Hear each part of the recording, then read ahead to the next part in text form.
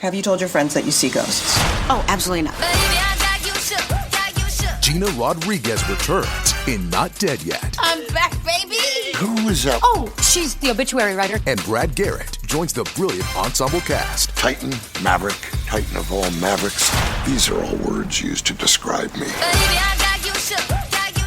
Not Dead Yet. Season premiere. Tonight, 8:30, 7:30 Central on ABC. And stream on Hulu.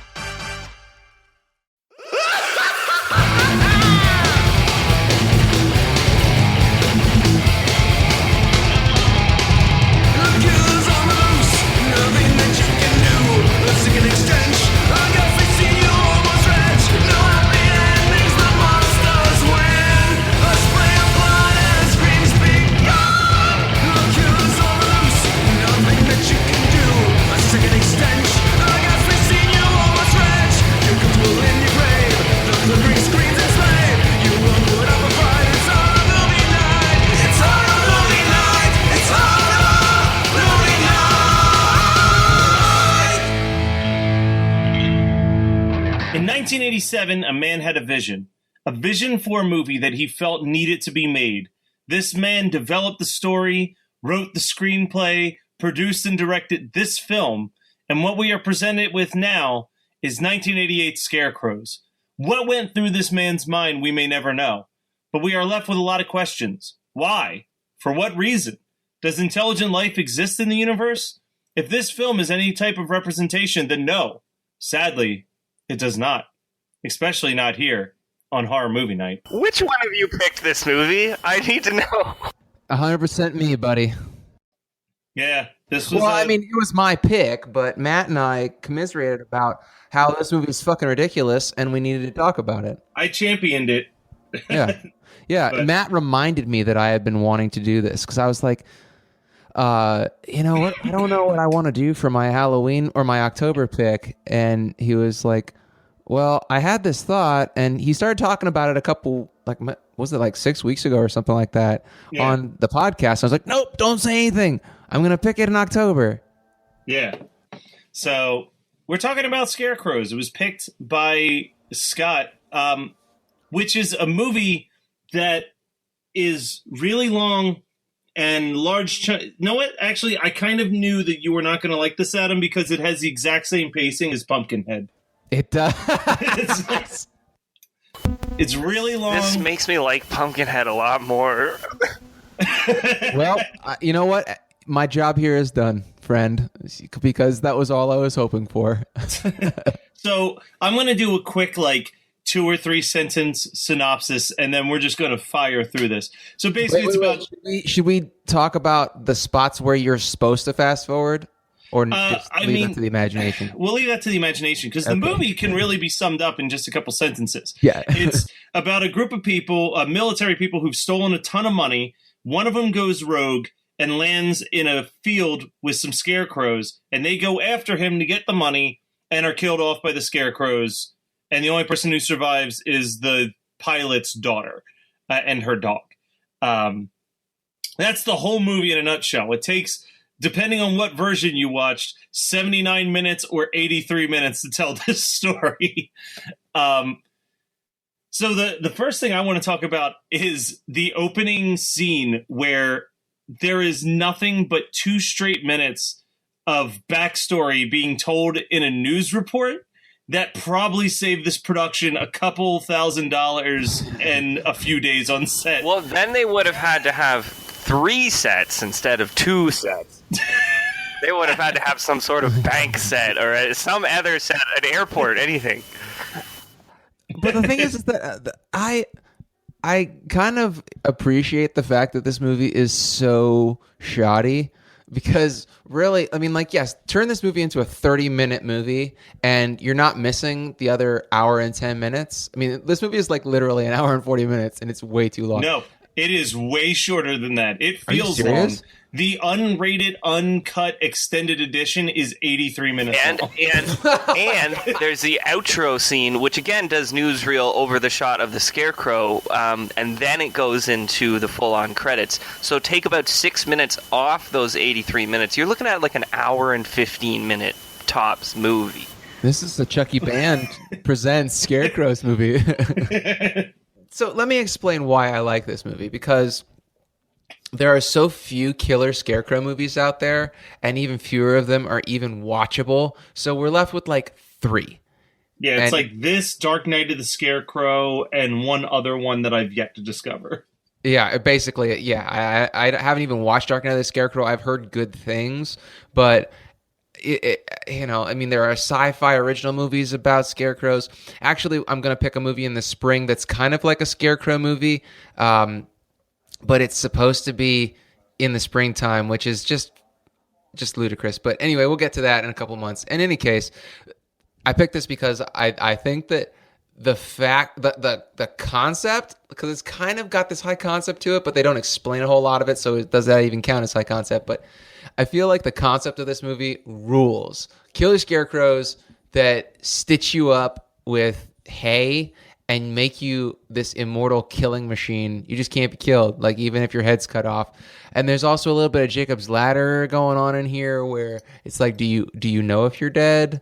And altered reality, and people are like, "What? Who are you talking to? What are you hearing?" Blah blah blah. Nothing makes sense in this movie. I also like the fact that for once there's a movie that has Rambo bullshit in it that I don't hate. Yeah.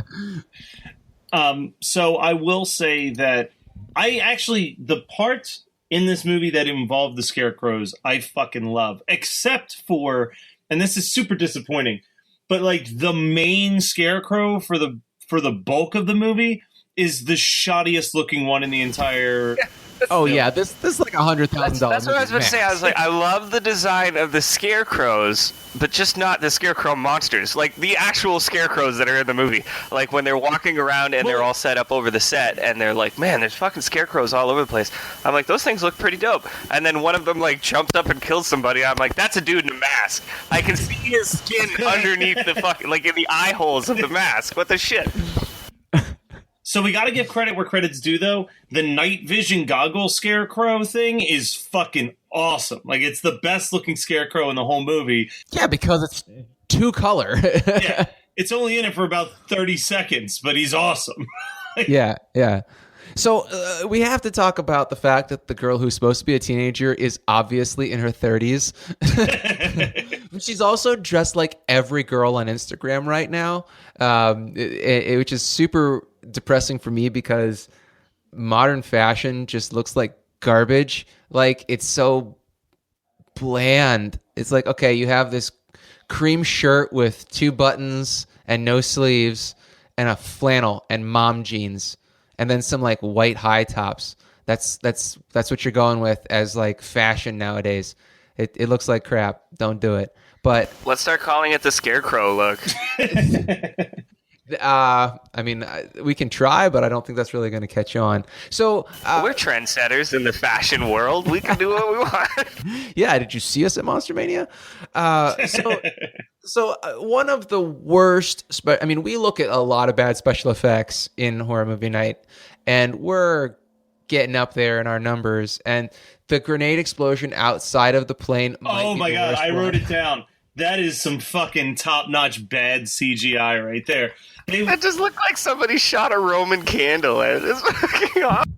Yeah, it's horrible. Like, horrible. Yeah, it's going to dovetail real nicely into what I watched this week, but yeah, special effects in this movie are not high quality.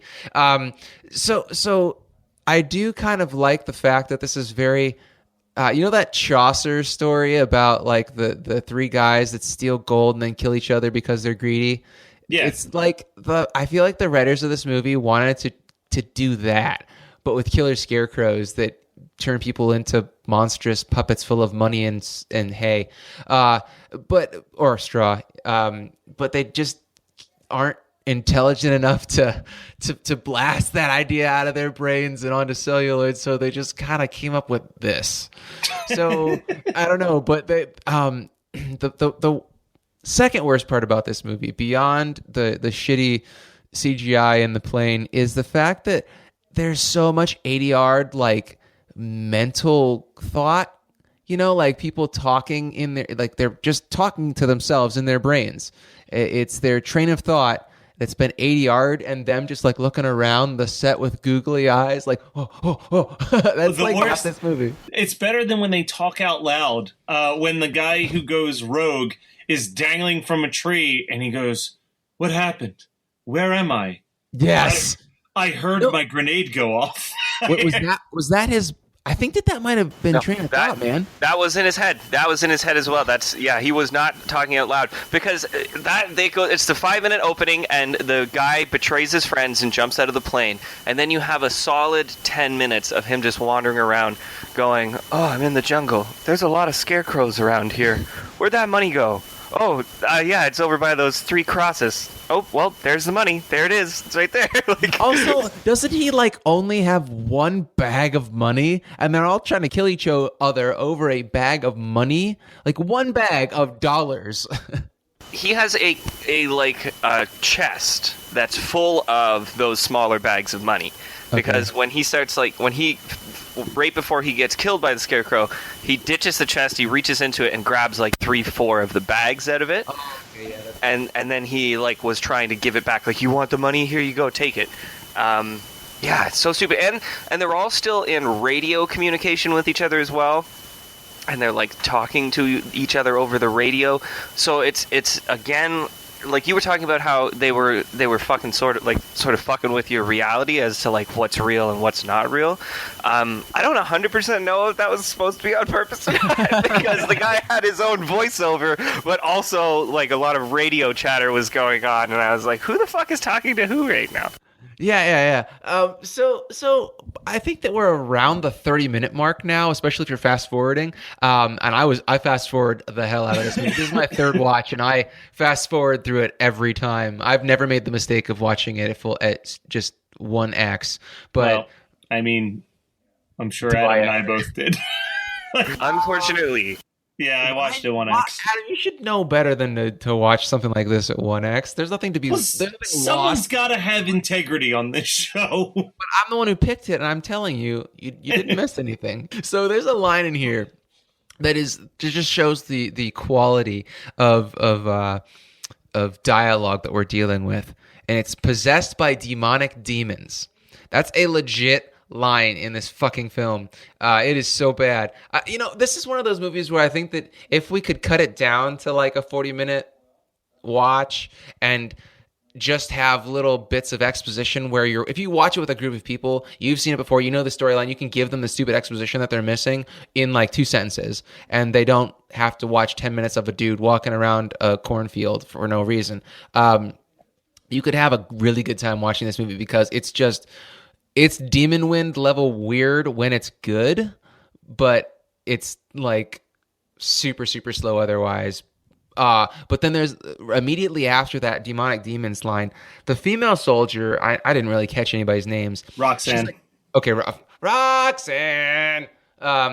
Anyway, so she's fixing her makeup, and she has some super internalized misogyny with the quote-unquote teenage girl who's her hostage. She goes, "Try a little rouge, it'll make you look happier." And I'm thinking, first of all, why the fuck are you putting on more makeup when it doesn't matter? It's the middle of the night, and you're with a bunch of mercs. Like, nobody cares about your makeup. Second of all, she basically was just like, smile.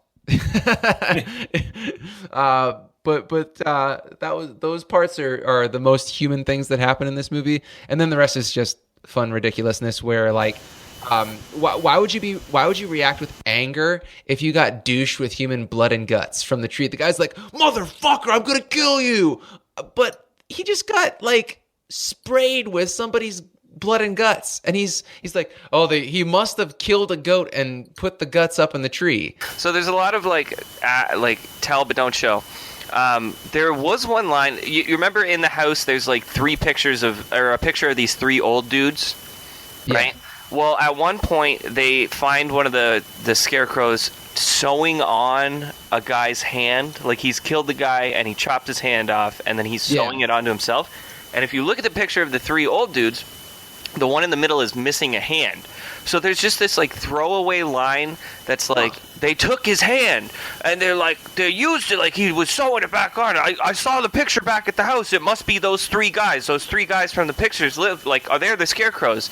And I was like, well, you are jumping to conclusions like a motherfucker here. Like, that is not set up in any way, shape, or form. No, where are you getting this from? You just, like... So it's a lot of like, well, let's backpedal and like we'll just throw shit in to try and make this make sense. But it only leaves me more confused and with more questions. Yeah, absolutely. But you brought up a great point, and I want to spend a minute here talking about some Oedipus shit going on in this. Well, Freudian shit going on in this movie. So there's a lot of hand trauma in this film. Like, everybody's hands get mutilated in this movie. There, you got the old guy in the picture who's missing a hand. You got one guy who gets murdered. I think that's the is that the idiot guy who gets like a burlap sack over his face and then stabbed in the mouth. Yeah, that's the best death. That knife into the face is fucking awesome. Yeah. I mean, it's actually very cringy. Like, when they get the special effects right, they really get them right. I didn't even look at who did the special effects, but whoever did them definitely really likes Tom Savini, because they know how to do like really upsetting gore. But they only get like 3 opportunities to do a really good job of it. So in any case, so that guy gets his hand chopped off. When Bert, the guy who's stuffed with money, when he's fighting everybody and they're shooting the hell out of him, and then he like is down for the count, and then somebody like grabs at his chest or something, and he like grabs onto the guy's he like grabs him by the jaw, and he shoves his fingers deep into the guy's mouth. Yeah, which is a really bad idea. I was expecting, because like I've said, I've seen this movie 3 times now. I keep forgetting that part is Bert bites the guy's fingers off. No. The guy bites Bert's fingers off. Sorry, that's what it is. I was actually worried that the guy's jaw was going to get ripped off, which would have been much more brutal. But it's pretty funny actually when the guy gets Bert his fingers bit off, because the guy falls through the window and then just goes bleh, like the 3 fingers just go plink plink plink onto the porch area. And then Roxanne later on, when she kind of saves the teenage, quote unquote teenage daughter, as they're trying to get back to the plane, she is like in this fugue state trying to grab money and everything like that. And then she reaches out for what looks like a $5 bill, like totally not worth it, and gets stabbed right in the middle of her hand with a knife. And then she's like, she's screaming. And then another scarecrow comes and pulls her away. And then you get a close up of the hand, and like the flesh is just getting ripped apart in a really crude manner. I think that's all the hand trauma in this movie, but goddamn, it's like the guys who wrote or put together this movie and produced it were like, let's just fuck up everybody's hands. Yeah. No, you're absolutely right. Hey, did anybody else think that the guy that played Curry, like the main bad military guy, was also the same dude from Day of the Dead, the one where they're in like the underground bunker? I have not seen that movie in probably a decade at the absolute minimum, so I don't remember his face. Well, he just it's another military guy who's angry and shouts a lot, and I was certain that it was the same guy, and I was like, well, that's a cool sort of like connection, but apparently I'm wrong. This guy, the guy that played Curry, was in a lot of X-Files episodes, apparently, though. Well, the guy that plays the idiot that gets stabbed in the mouth, that's kind of like the merc with the heart of gold kind of thing going on. I think he's Roxanne's boyfriend or fuck buddy or something. I don't know. But he looks like, you know, the guy in boot camp in Starship Trooper. He gets his head blown apart. He looked like that guy. Which makes up for the fact that like he's the big dumb one in this movie, and that guy's the big dumb one in that movie. So I can't qualify whether or not it's the same person, but if it's not, they definitely serve the same role in both films. There's just this felt like such a strange pick to me when I started watching it, because it's almost sort of competently made, and it's not like crazy enough that we can really rip into it. And it's sort of a well put together movie for what it is and for how cheap it must have been. Well, that's what a lot of the like when I was reading up on it, the critical praise was all like, for what this movie cost to make, they made a good, like, well-paced horror film, all things considered. Like, I feel like if this was made by a studio, it'd be a pile of garbage. But there's like something charming about the fact that it was clearly like a small crew, small team. Like, I would not be shocked if this was one of those sets where if we looked at the credits, we'd notice that the actors were also like costume designers or makeup artists or something like that. Like, I believe that this set never had more than 10 people on it at any given time. Well, William Wesley was director, producer, story by, screenwriter.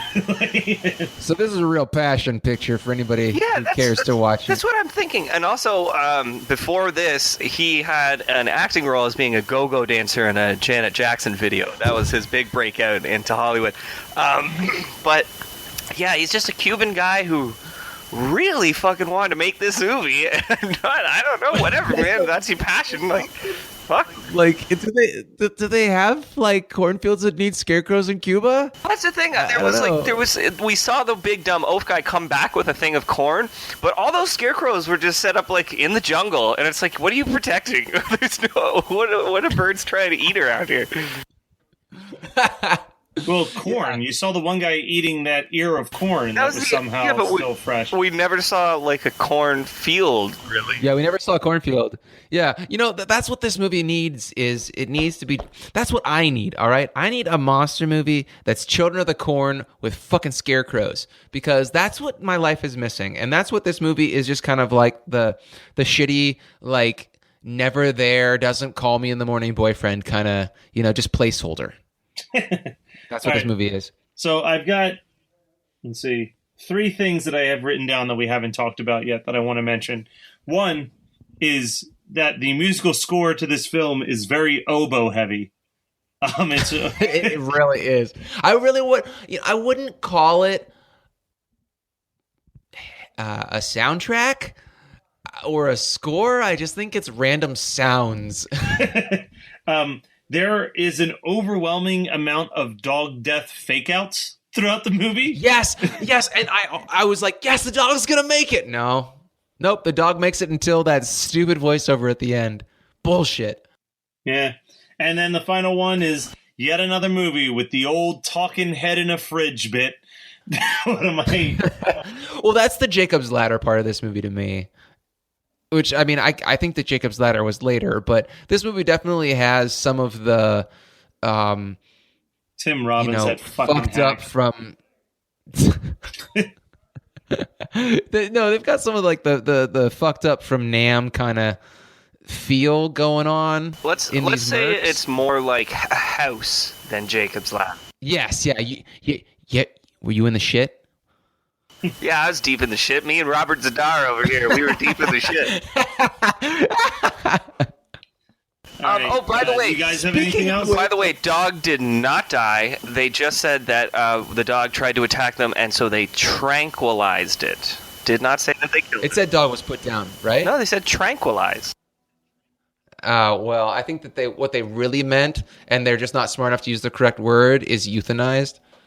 Because the dog is probably like possessed by the demons because it ate somehow the flesh. Yeah, I was thinking that same thing. That's why would it? That's so stupid. Oh man, it might be the worst part of this movie is the fact the dog didn't make it. But yeah, so that was Scarecrows. I appreciate you guys being good sports about it and not completely reaming me over it, because it does have some charm to it, like Matt said. So anybody listening, got to save that energy for next week. Oh yes. Hey, what's up, Horror Movie Night listeners? We are Scott and Liam versus Evil, all the way from sunny Scotland. Every 2 weeks we bring you 2 loosely linked horror films and more conspiracies than you can shake your anal probe at. So find us online, search for Scott and Liam versus Evil. We're fun, we're gloriously not safe for work, and we say fuck a lot. So what did you guys watch this week? All right, let me start you guys off. You already know, but nobody else does. I watched Electric Boogaloo after much poking and prodding from the two of you guys, and oh my god, is it amazing. Yeah, how many movies do you want to see now just off that film? Like tons. And Adam's trying to talk me down from the ledge, like to watch Breakin' and Breakin' 2, but there's like a hospital dance number in Breakin' 2 where there are women in like nurses' outfits, I can't say no to that. It checks all the boxes, You don't smoke right? near enough weed to sit down and watch all of Breakin' and Breakin' 2. Hey, I watched Breakin' 1, and Breakin' 1 is pretty fun. I haven't watched Breakin' 2 yet. But yeah, because you probably want to be Boogaloo, right? Yeah. But I was going to say, did you go through the same thing that I went through while watching that movie, where you saw just the clips from the movie up from the depths and thought, well, there's a summer movie for horror movie night? Wait, which one was up from the depths? That's the like Jaws ripoff where they never finished building the Jaws face. Yeah, but here's the thing, though, is that there are so many movies in that I would love to talk about, but a lot of them don't really fit our mold. Like, I gotta see that that movie that Elvira was, or Cassandra Peterson was in. That was it's the Indiana Jones ripoff, but it's a sequel that they made. Yeah. Quartermain, like Alan Quartermain and the Temple of Gold. They used to all be on Netflix for a while. They were on Netflix. Oh, I'm sure that we could find those on YouTube, no problem. But anytime Cassandra Peterson talks, I love her. She's just like so fun and charming, even when she's not being a sarcastic bitch, which is like, that's her shtick. Yeah. But even in real life, she's got like that snap to everything she says. I just want to listen to everything she says.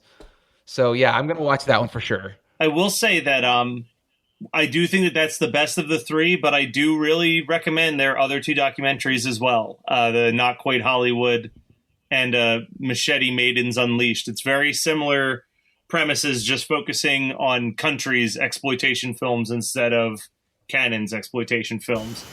But are either of those on Netflix? Would you happen to know? I got them both via a disc from Netflix, not through the streaming.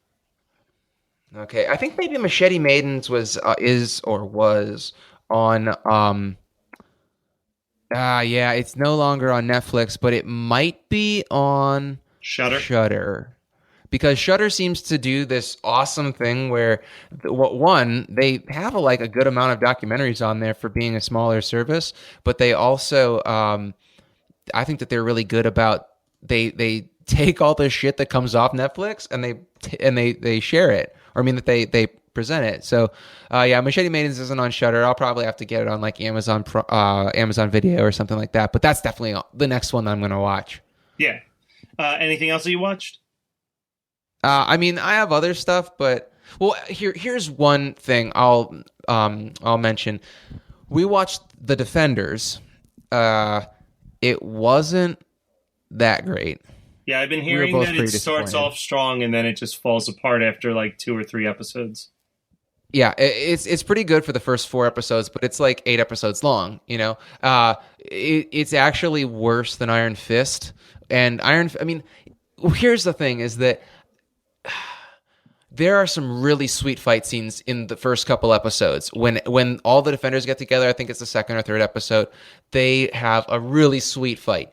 And, the stunt coordination is so much better, and the stunt choreography and like the fight choreography is so much better than it was in Iron Fist. And so you get to see what Iron Fist is supposed to look like almost, or like closer to, but they get bogged down in the same bullshit that the second half or the middle part of Daredevil season 2, all of Iron Fist, the second half of Luke Cage, they all get stuck in this just like gang violence, but it's the Hand, and the Hand, it's like ninjas don't do it for me. I just really dislike ninja action because it's just so 80s that unless it's from the 80s, it just feels like pastiche. Like, how Adam was so succinct about how Kung Fury sucks?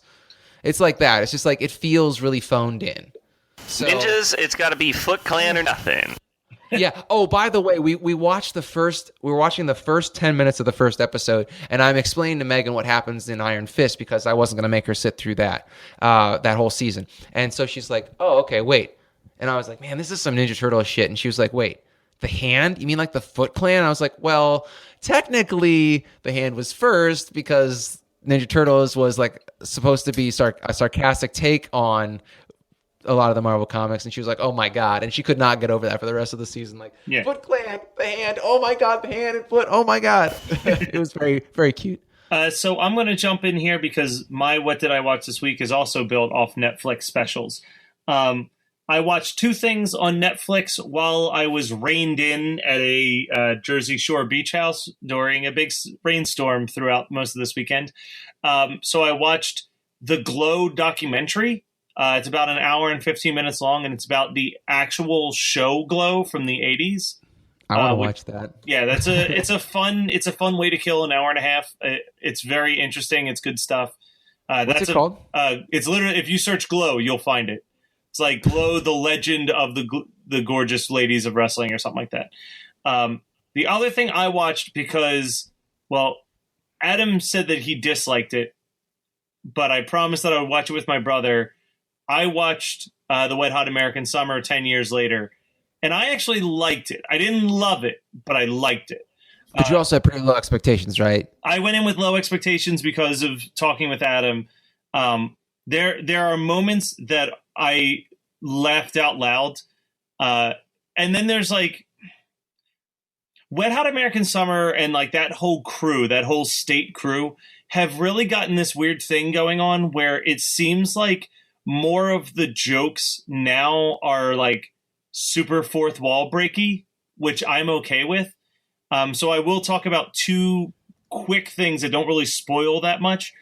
But the one thing is that my brother and I could not stop laughing that there's a scene where Michael Ian Black is calling this nanny office to make sure that the nanny that he hired is supposed to work there because it's supposed to be doing like a parody of The Hand That Rocks the Cradle. And the whole scene is just Michael Ian Black on the phone, like doing, where he's having the conversation. You can't hear the other end of the phone. And he's like, "Yes, I'm calling to inquire about so-and-so." "What do you mean you don't have anyone by that name there?" And like he does the whole thing and then he hangs up the phone. And for less than a second, it cuts to inside the place. And the woman just goes, "Bye," and hangs up the phone. And we just thought that was the funniest fucking thing that they wasted time to film. Like, build an entire set and hire an actress for one line of dialogue for this, like, quick shot. We thought was hysterical. The other thing that I like is David Hyde Pierce's scene is done via Skype. They have to Skype call him, sort of. And it's so... He's clearly sitting in his house. Like there's the Golden Globe trophies behind him and everything. Yeah, they're like, we need the launch codes, and he's like, "Oh yeah, okay, I can do that for you. Here's the launch codes." They're like, "Do you guys need anything else? Anything else you need from me?" And they're like, "No, that's all we need." And he goes, "Okay, cool. So that take was fine. That was a good take." And he gets up, shuts off the Skype, and just like walks away. Like the best humor is moments like that where it's just like they are so overly just taking the piss out of the audience and just reminding you how much of a movie you're watching.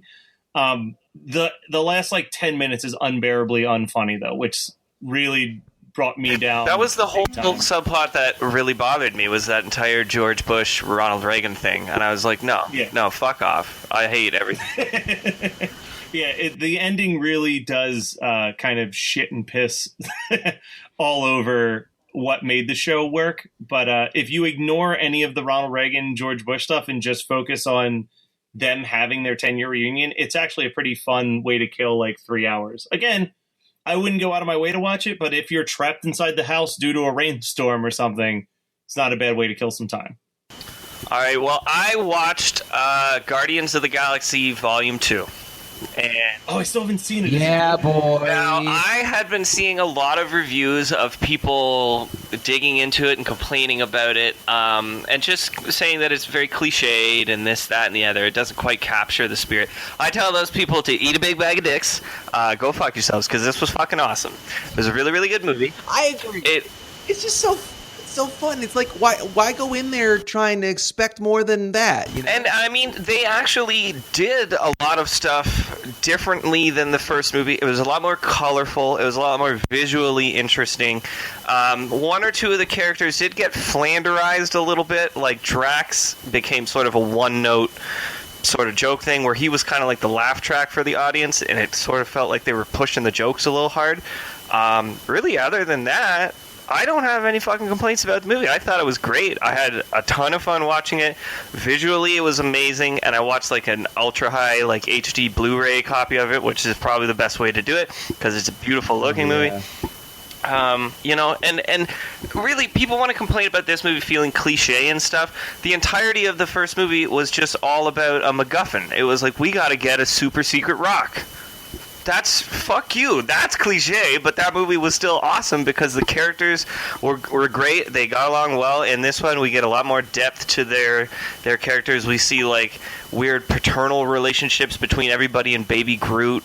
We see Rocket grow as a character. A couple of characters die in the movie, and like it's really good. I couldn't recommend it enough. If you enjoyed the first one, you're gonna enjoy this one, unless you have a giant inanimate carbon rod up your ass that stops you from being able to enjoy classic fun action-y movies, because this was fucking great. Yeah, like, but okay, one thing I have to say though about your very, very small criticism of Drax is that I have a problem where if Dave Bautista's laughing, I'm fucking laughing, man, because that guy has the most infectious laugh in Hollywood right now. Oh my God. I mean, I get what you're saying about him being kind of overused because of his inability to understand like language, but man, I loved his jokes. I thought that I mean, and Megan disagreed with me, but I thought that Volume 2 was as funny as Volume 1, personally. Well, yeah, there was a couple of times where I laughed pretty good. Like the whole Pac-Man thing, man, I fucking laughed my ass off when that callback happened. But it's really... I was not expecting that, but it was very I was not expecting that either, and it was fucking great. But it's really one scene in particular that I'm thinking of. It's when we get introduced to that new character... what was her name? Cricket or something? Fuck. Mantis. We get introduced to Mantis. She says, well, I'm an empath, like the chick from Star Trek Next Generation or whatever. And if you've seen any of like the promotional material, this isn't a spoiler. I'm pretty sure it's in a lot of the promo material. She touches Quill and goes, oh, yeah, you feel like very deep sexual romantic feelings for her, and points at Gamora. And then Dave Bautista goes, ah, ha, ha, ha, ha. She just gave away all like your biggest secret, ah, ha, ha, ha, ha. And I laughed at first, but he kept laughing for another 90 seconds. And I was like... It wasn't that long. And then he goes, do me. And then she touches him, and they both start laughing. So I feel like it's... That's what I'm saying. It dragged it. It dragged it way out to the point where I was like, I got the fucking joke. I'm not 4 years old. Don't do this. Also, I think that the big thing about Guardians 2 is that it did an even better job of targeting the fact that it's going to be adults taking their younger kids to see it. And I mean, it's a really bloodless movie. There's violence galore, and it's very unsexual, which is great for children, because that's, people can see, body parts flailing, but if there's a tit anywhere, it's like, no, cover their kids' eyes. But, it's a pretty sexless movie, but it's got tons of action, tons of fun. It's like a live-action Pixar movie almost, with like jokes for adults and kids. So I feel like that might just not hit for us because we're a little older. But I think that if you're gonna have a problem with any of the jokes in that movie, I think that you should have a problem with the Taserface joke, because that is like a Seth MacFarlane level drag out joke. And I mean, not even Bradley Cooper could save that shit. Yeah, you are correct. That one's hard too. But you likened it to a Pixar movie. I don't think we're ever going to get a Pixar movie where they have a 45-second conversation about Kurt Russell's penis. I just don't think... I mean, I'd love it if we could. I'd watch a whole movie, a Pixar animated movie about Kurt Russell's penis, but I just don't think it's ever going to happen. Oh, man. I think it's the Marvel comic nerd in me that just... I appreciate and love the first Guardians, but they set up so much shit in Guardians 2 for Infinity War that I was just like rock hard, because I feel like they've just done. Are we 20 movies in? Something absurd. In the Marvel cycle since Iron Man 1 came out. I mean, we're a long way in, and we're all moving towards next year's Infinity War. And like, that's going to be Avengers 3, right? I'm going to call it right now. Infinity War is going to be a 4-part movie. No, I'm serious. You can't. 3-part movie. It's going to be 4 parts. We're finally going to do a quadrilogy on one of these fucking things. It's going to be 4 parts because you can't. There's so much.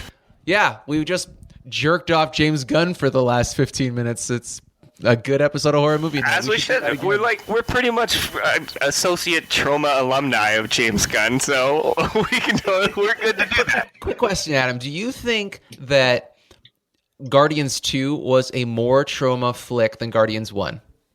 Yeah, I would say so. There's it was a lot more violent in a different way. So I haven't watched it yet, but did they work a Lloyd Kaufman cameo into Guardians 2 as well? Unfortunately, not in this one. No. James Gunn's parents and grandparents are in this movie. So that was Scarecrows from 1988, as picked by Scott. Join us next week when we're going to be doing my October pick, which I couldn't think of anything good that was specifically Halloween based, but I went with something that we've always joked about talking about, and now we're not joking anymore. Joke's not so funny anymore. Because I was looking at the list and I saw the next 2 movies, and I was like, I could have picked either one of those. So don't forget that you can also send us suggestions. We will be doing another listener submission month in January. So send those in to us. We have a pretty nice list, but there's still plenty of room for more things to get added on there. And don't forget to check out our website at hmnpodcast.com. We have a store up at this time of recording. It's been up for a couple weeks by the time you hear this, but we have a store now, and there's also links to all the other places that you can listen to us. So all in all, things are going pretty well in the world of Horror Movie Night. So you should continue to check it out, and we have got a lot of great things in store for the future. I do want to do 2 quick shout-outs because they are coming up next week. I will be at Midtown Cinema of Harrisburg talking about Bloody Murder right before a screening of Friday the 13th on Friday the 13th. And then that following weekend, the 14th and 15th, I will be at RetroCon in Oaks, PA. So swing by, look for the giant Horror Movie Night banner that will be hanging behind me. We even have a thing to hold the banner now. We're getting legit. So thank you guys for everything that you've helped us out with. We were able to buy that banner because of the donations at Patreon. So it's a good time as any to say, hey, check out our Patreon and see if you'd like to throw us some cash to help us continue to build our cool stuff. Maybe one day we can buy a microphone so Adam doesn't sound like he's broadcasting from the moon. But we will be back next week. Come back and join us.